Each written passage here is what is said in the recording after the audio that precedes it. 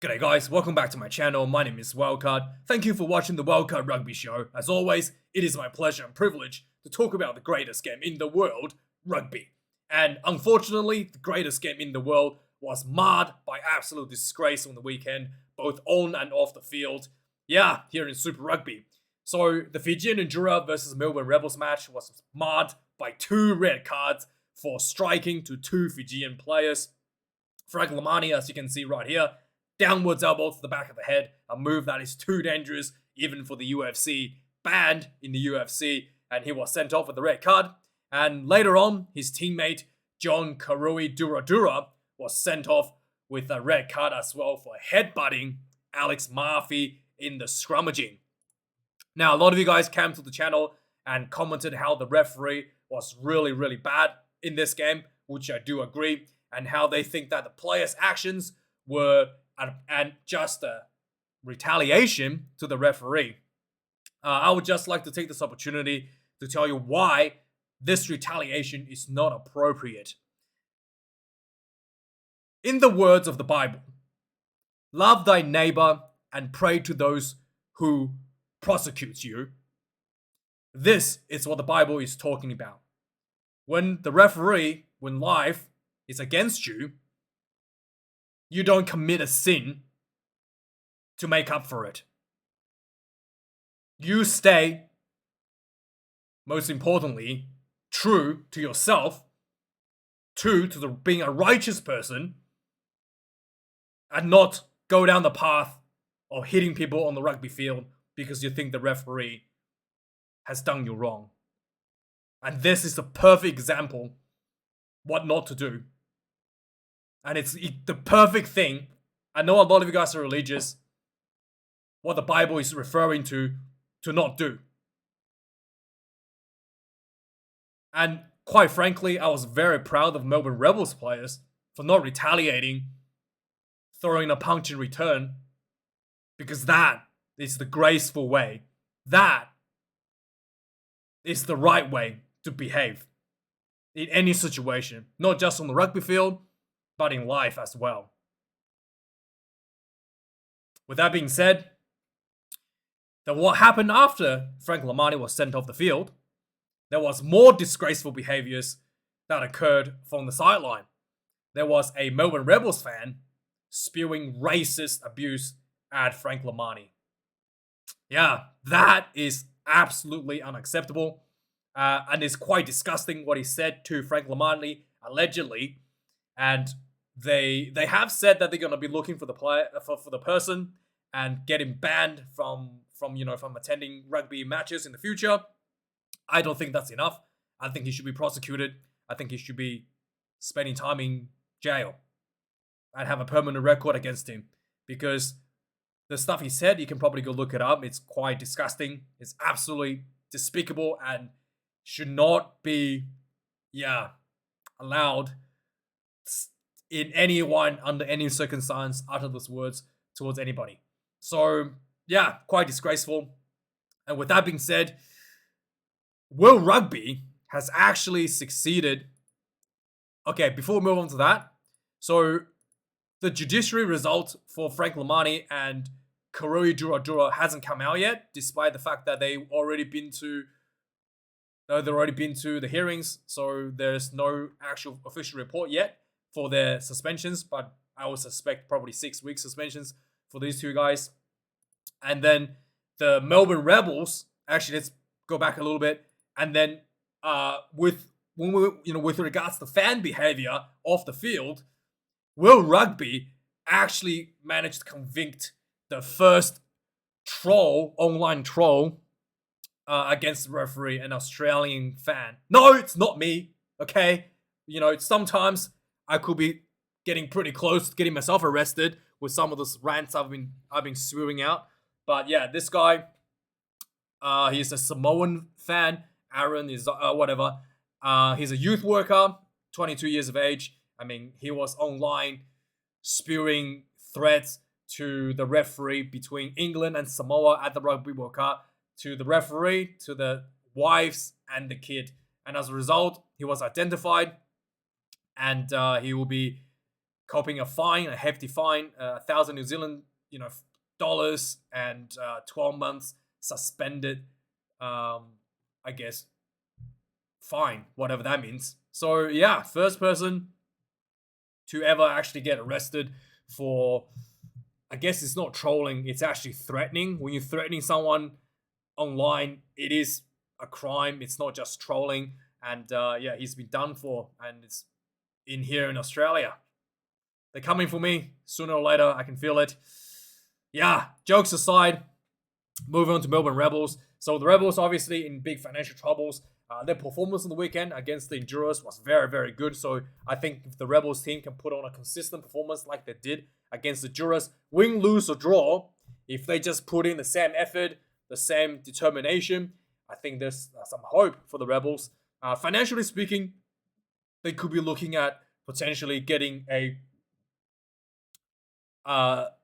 private equity injection of money from the private equity group that currently supports the Western United A-League club in the western side of Melbourne. So if this was to happen, they will actually move to the western side of the Melbourne, still in Melbourne, to Wyndham. I don't know how you say it, Wyndham City Council. So they're going to be moving to there. And this group is led by the former CEO of Rio Tinto and a bunch of big names aiming at basically rescuing. They think that it's best interest in Australian sport to rescue Melbourne Rebels and having a rugby team in Melbourne. And yeah, that's a big lifeline. Rebels are currently in debt $20 million, and these guys are going to look to raise $30 million and try to save the Rebels from that trouble. And having the private equity taking over Melbourne Rebels is also really good for Rugby Australia, because currently Rugby Australia is basically getting help from the Victorian government to keep the Melbourne Rebels afloat. And as part of the deal to keep Melbourne Rebels afloat with the government, the local Victorian government, is to put rugby games in Melbourne, which is actually financially hurting Rugby Australia. That's why we had 2 Little Cups back-to-back in Melbourne, because of these deals that Rugby Australia has to commit to in an attempt to save the Melbourne Rebels. So yeah, with a private equity firm taking over, they no longer have to do that, which is really good for Rugby Australia to finally allow them to, to actually expand the game in other parts of the country as their focus shifts away. With that being said, the first Club World Rugby is set to commence in June 2028, right after Rugby Australia wins the Rugby World Cup. I know it. Right after Australia win the Rugby World Cup, this is going to happen. And this will be played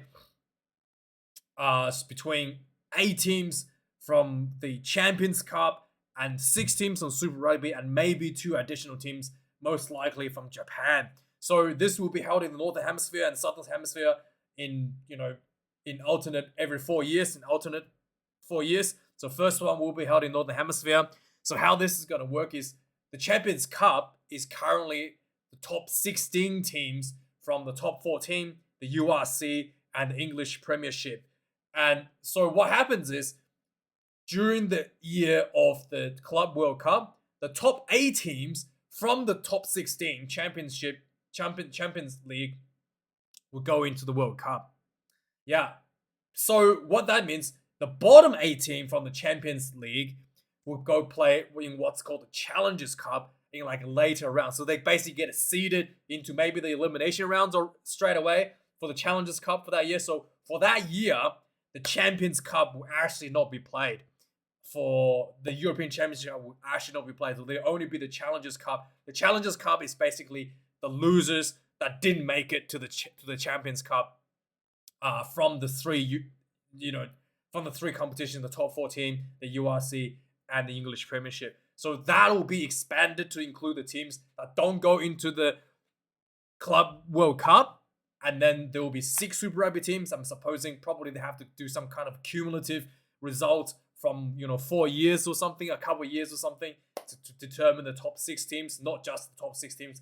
For that year, I'm hoping we'll see how that goes, and then 2 top Japanese 1 league teams to finish off the setup. So that'll be exciting to see. a final determine which side of the earth has the better rugby teams. And by the way, if a South African team wins, we'll take credit for the Southern Hemisphere, okay?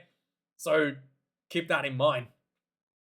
Next up, go to South Africa now. So Kolisi was injured with I think a hand injury or a thumb injury, and he was out for a little while. He had a surgery, and he came back last weekend, and then immediately, unfortunately, hurt his ankle. So there's no report how long this is going to be yet as a reporting of this news, but I suspect it's probably not going to be that long because ankle injuries typically, like 3 or 4 weeks. Some players can play like the next week, like pretty much immediately. Depends on how bad it is. But he was taken off the field only 22 minutes after returning. So Kolisi, there was some talks about his captaincy. It's not going to be retained with the Springboks because Rassie Erasmus wants a local player to be the captain. So that's also in danger as well. And with the compounding injuries, we'll see if the Superman's going to make it back to, in record time once again for this ankle injury. Speaking of injuries, Angus Snyman was once again not able to play this weekend to a stomach bug, I'm guessing, for Munster. And he's being slammed by the Irish media this week as the worst import for Ireland rugby. It is reported that he has only played 7 matches for Munster, and whilst being signed for 3 years. So for how long is it? 3 years? 4 seasons. So 4 years, 7 games. Whilst during the 4 years, he played 11 games for the Springboks. He just happened to be injured every time he's called upon by his club. And there were some interesting stats. £285,000 per game based on his salary. And it comes down to £4,600 per second he was on the field. One of the most highly paid player ever. And just due to injuries, and people are not happy about him being injured again. Speaking of injuries, big man himself, Deon Farrell, suffered a knee injury on the weekend in the Champions Cup. Boy, that did not look good. And considering that he is, 38 now, 37, 38. This could be a career-ending injury for the legend himself, Deon Farrell. We shall see how he goes. Hopefully he comes back. But this is basically a season-ending injury for him. Another guy that is under scrutiny in Europe, Kitshoff, Stephen Kitshoff, who also being drafted into Ireland for the Ulster, and his performance has been pretty bad in the scrummaging. And as a result, his 3-year contract has been terminated, and he is set to return to South Africa by the end of this season. Oh boy, Kitty not getting the money's worth the Irish teams looks like from the South Africans.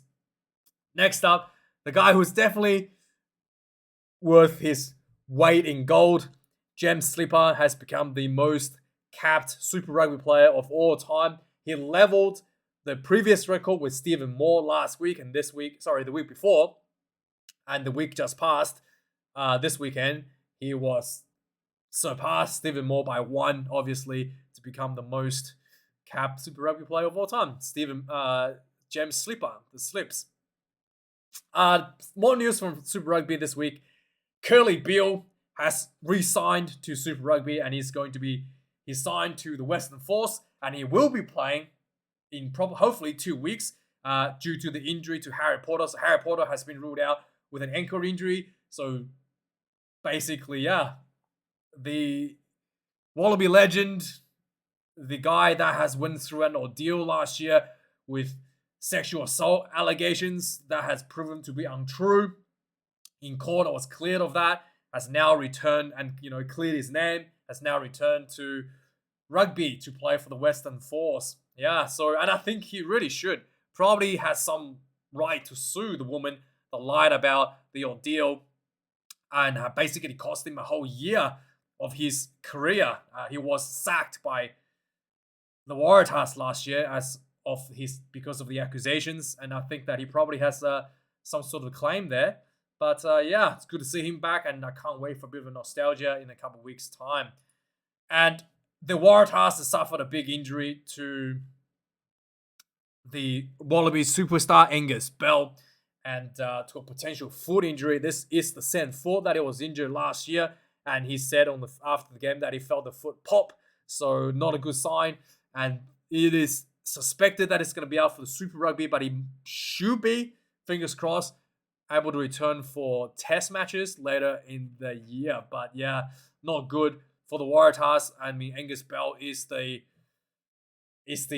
probably the best loose prop, most prominent loose prop we've ever had in the Wallabies, and it's very sad to see him injured again. It was announced last week as well that the Queensland Reds will be going on a European tour next year to go against the Bristol Bears for, I guess, the warm-up match, like the Crusaders, following the footpath of the Crusaders. So maybe they'll have another game lined up in Ireland. I'd be very surprised if this is just going to be a one-match tour. They're probably going to go there for at least one more match, maybe two more for the preseason. And yeah, this will be fun for the guys to get some experience. Yeah, Michael Hooper finally made his debut for the Australian Sevens team, and I was pretty happy to see him get a jackal turnover to end the game against Fiji. That got me a little bit emotional to see him play, but I really wish that he could just come back to play rugby, man. Hoops. I mean, the game is. He did look a little bit, he did look like he was struggling a little bit out there with the pace, but I mean, Sevens is one of the game that really I feel like did not suit with all his specialties. The Sevens has very few breakdowns because the way Sevens is played is to keep the ball alive, because whenever you go to a breakdown, it's pretty much guaranteed a turnover. So players do everything they can to try to avoid the breakdown. So very few breakdowns, and Hooper is one of the best breakdown operators in the world. In fact, probably the best operators in the world. And yeah, just really not really where his talents lie. And I think that I really wish that he would come back to rugby and play for the Wallabies. But yeah, it is what it is. And in that same Hong Kong Sevens tournament, the French was playing without Dupont. They made it to the final and lost to the New Zealanders. So yeah, without Dupont, the French team is still lacking that little bit of oomph that they won I think it was the LA tournament a few weeks ago, and that was with Dupont, and without him, they lacked that little bit of extra to finish off. And Bill Beaumont has been offered a position in the Rugby Football Union Injured Players Foundation, which looks after players, retire players from spinal injuries and head injuries from playing on the field. So he's been added as a patron for that, and hopefully he will do something to improve the players' welfare there. And then moving on, Sir Fozzie, Mr. Ian Foster, has been talked about going to Japan for a while now, and has finally confirmed that he's going to be joining in Toyota Verblitz with Steve Handsome as the director of rugby role at that club. This club currently has Aaron Smith and Bowden Barrett set to leave, but Bowden Barrett is here as well. So this will be a good little home away from home for Ian Foster, at least with some of his old mates, both players and former coaching star in the form of Steve Handsome. So Fozzie will have a good time there. So Jake White has come out and once again slammed South African rugby for the poor organisation. So the Bulls has won their match against Leon on the weekend in the Championship Cup. So then they're going to be deciding to whether to go to Northampton Saints or playing Munster at home. And once again, Jake was like, we were not told what any plans from South Africa rugby. And they were basically, the last year they were left in a nightmare position where they had to do like 7 different flights to get to Europe. And this time he was like, hopefully that's not going to be the case. But he didn't like the fact that there was no communications from South African rugby on what's going to happen following the match. So it left him in the dark for a little bit there. Owen Farrell had a bit of an injury on the weekend, minor hamstring injury, and he was not able to play in the Championship Cup. As a result, I'm not sure if he would have made a difference. His team was absolutely flogged by Bordeaux. Yeah, Bordeaux Bagels. This was a absolutely stacked team from the French juggernauts. They had Damien Penaud. That was just destroying players left and right. He was just insanely good. And yeah, so that was a big win, and Saracens was absolutely flogged in that match with Owen Farrell running on the water for the team. Speaking of England rugby, Andrew Strawbridge has been officially added in as a full-time assistant coach to Steve Borthwick's England team, following a consultant stint at the England rugby national team. And Finn Russell has walked off the field on the weekend with a bit of a groin injury, so hopefully it's going to be okay and not too bad. And finally, former French prop now, what's his name? Wilfred Hook Patton has been sentenced to 12 months in prison with a 2-year probation period for hitting his wife. His wife? Or his partner, whether his wife or partner. Yeah, domestic abuse. So that's, yeah. Anyway, that's news this week, guys. Let me know your thoughts on any of the articles. And like, comment, subscribe. Thanks for watching this video. And I'll see you guys this weekend for more Super Rugby review. And I'll try to get some more Champions Cup game in this weekend. We'll see how that goes. And have a good one. I'll see you guys later. Cheers.